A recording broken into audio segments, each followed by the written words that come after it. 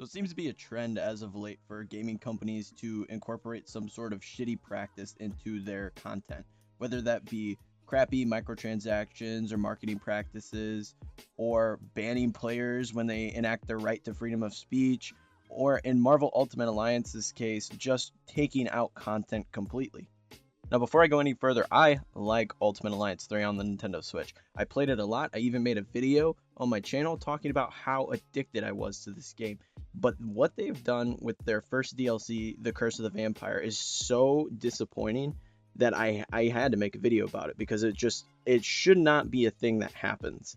So what happened was that the first DLC came out for Marvel Ultimate Alliance 3, The Curse of the Vampire, which is the first DLC content that is being released with the season pass.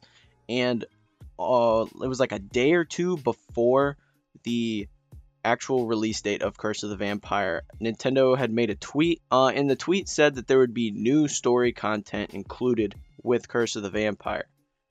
And then it came out, there was no new story content added, there were no new chapters or anything, not even a 1 to 2 hour story content chapter included.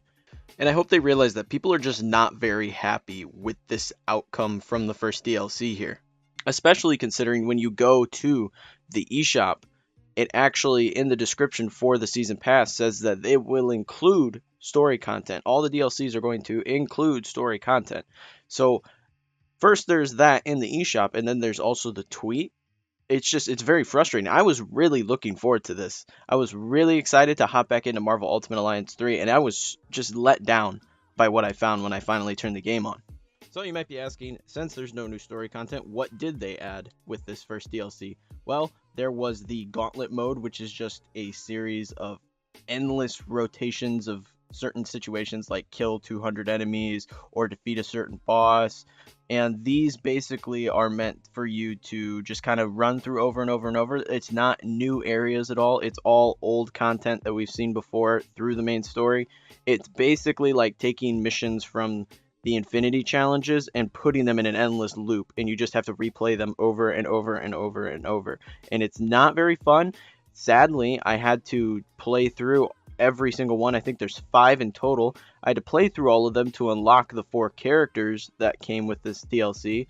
On top of the Gauntlet mode, there was also the Nightmare mode, which is a new challenge story mode. It's basically the hardest of difficulty available for the story mode, and it recommends that you have level 40 characters to start it and start playing through the story with this new set difficulty. And there will be special enemies that spawn that have the vampire curse, and they will have special abilities as a result of having this curse.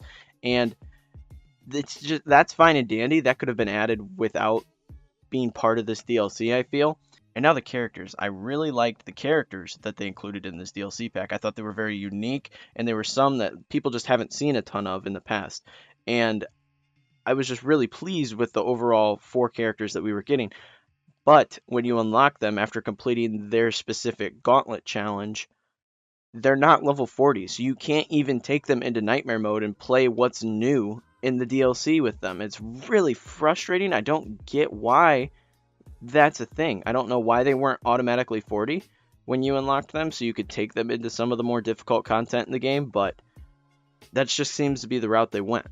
So like I said, I really do like the characters in the Curse of the Vampire DLC. We got Blade, we got Moon Knight, who is my personal favorite. I think Moon Knight is very cool. He's very like opposite Batman. He has like a grapple gun that when he jumps he can pull himself down with, and he does a lot of martial arts and shit. And then we got the Punisher, who I'm a big fan of personally. I really like the Punisher from the comic books with like Venom and stuff. And I also like Punisher from the TV show on Netflix, obviously. And then the final one is Morbius the Vampire, and he's also very cool. I think of all the characters, Punisher is a little slow for my playstyle. I like more fast characters like Spider-Man or Black Panther. And Punisher seems to move a little more slowly and react a little more slowly to my button input, so I wasn't super big on him. But all the characters are very cool, and they're all very unique. And I saw this lineup of characters, and I was really, really hoping that we would get like a short 1 to 2 hour little chapter just featuring these characters. I didn't need any of the other characters in Ultimate Alliance to enjoy it. Like, first playthrough of the chapter, they could have just let us play through it with these characters, and then after that, we could have replayed the chapter with all the other characters available in our arsenal. And that would have been a lot more content. It would have been like, it would have made me happy. It would have made me happy knowing that I spent $20 to get this DLC content. And as of right now, I'm not happy. Now, what I feel they could do to fix this is in the future when they put out whatever the next DLC is, or I think there's going to be 3 in total included in the season pass. Whenever those come out, if they do one big, maybe 5-hour, 6-hour story featuring all of these new characters, I would be satisfied with that. But I'm not satisfied with getting promised story content and them just being like, oh, by the way, we decided not to include that and we're going to change everything in our marketing to kind of hide the fact. And that's just, I was super disappointed, and it's just something I wish never happened, because it really makes me feel differently about this game that I used to be really big fan of. And it's not like I'm all that interested in going back into the Gauntlet mode. Like I said, it's all recycled content, so I'm literally just playing through old stuff on a loop.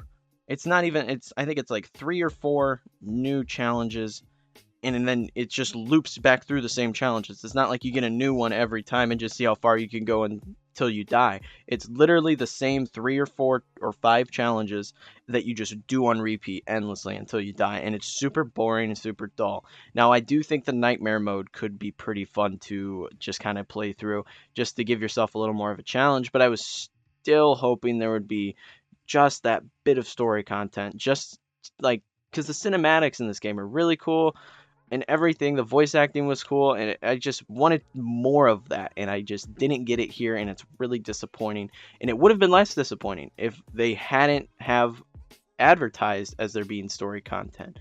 If they would have just been like, yes, you're getting some characters, you're getting some new game modes, and that's it for this first DLC, I would have been like, okay, that's fine, yeah.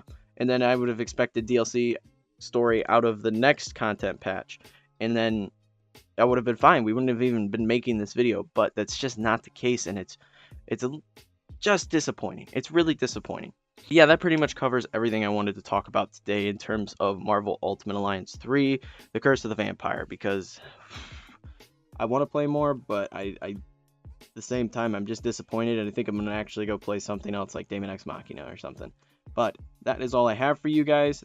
If you like this video, be sure to leave a like and smash that subscribe button. Let me know in the comments, are you also disappointed with this DLC pack for Marvel Ultimate Alliance 3? Because I know that my buddy down the road who I talked to about it said that is just ridiculous that they cheated us of this content. So let me know your thoughts in the comments below. All my other social media should be on screen here at some point now. But thank you for watching, and I will see you all in the next video.